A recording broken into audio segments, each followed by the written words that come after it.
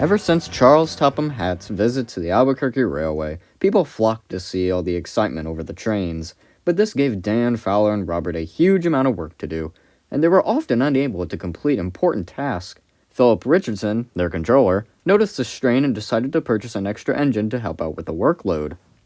It was late one morning when Philip spoke to Fowler and Robert about the engine's arrival.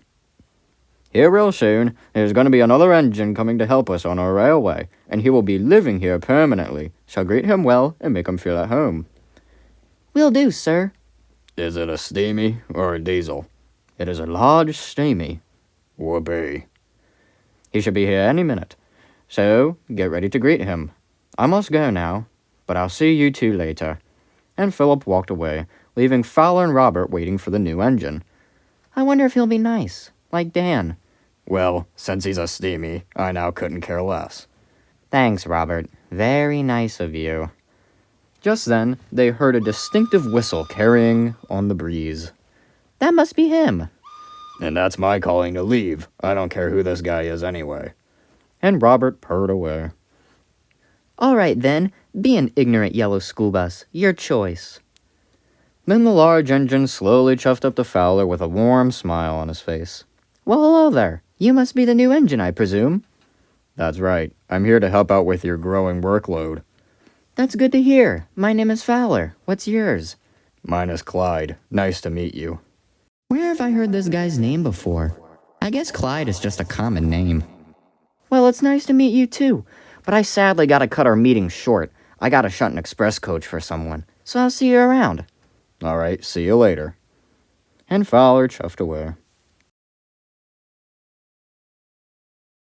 A while later, after Fowler had shunted the express coach for Dan, he chuffed up beside him.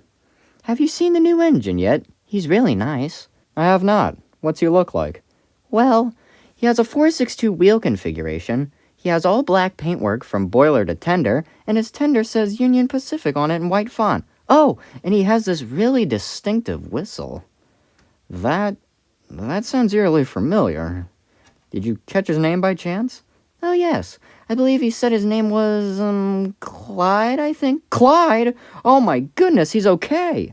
"What? What do you mean he's okay?" "I haven't been fully truthful to you guys.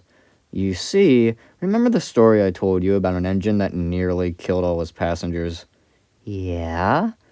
"Well, I didn't mention that accident happened on this railway. "What?" And that Clyde is the same engine with the engine I told in the story." "Oh my goodness, that's the murderer engine." Okay, calm down. It's been 13 years since all that happened. Maybe he's changed. I don't know. That's not the point. I need to see him ASAP. Can you get Robert to pull the express?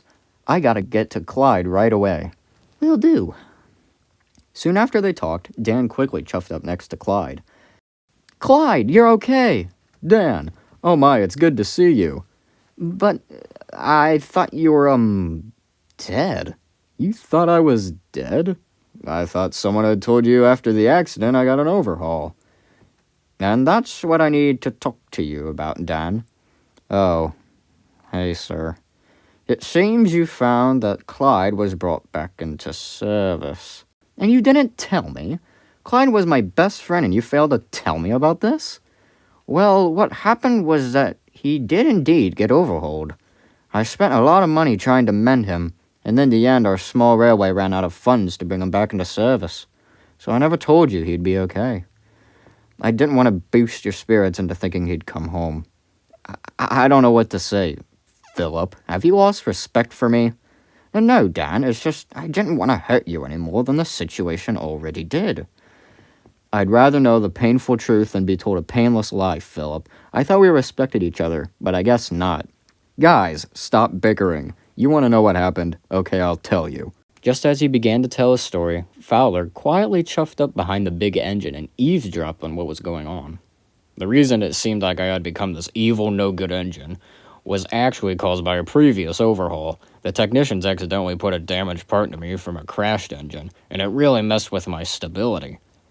Then, after the crash, they discovered my mistake and promised to fix everything. I was sent for a fresh overhaul and given all new parts, no more instability for me. The recertification for me to come back into service was too costly, though, so I spent several years in the storage sheds far away from here. But with all your new business, Philip could finally afford to complete the process and put me back on the rails, so here I am. I just can't believe you've been okay after all these years.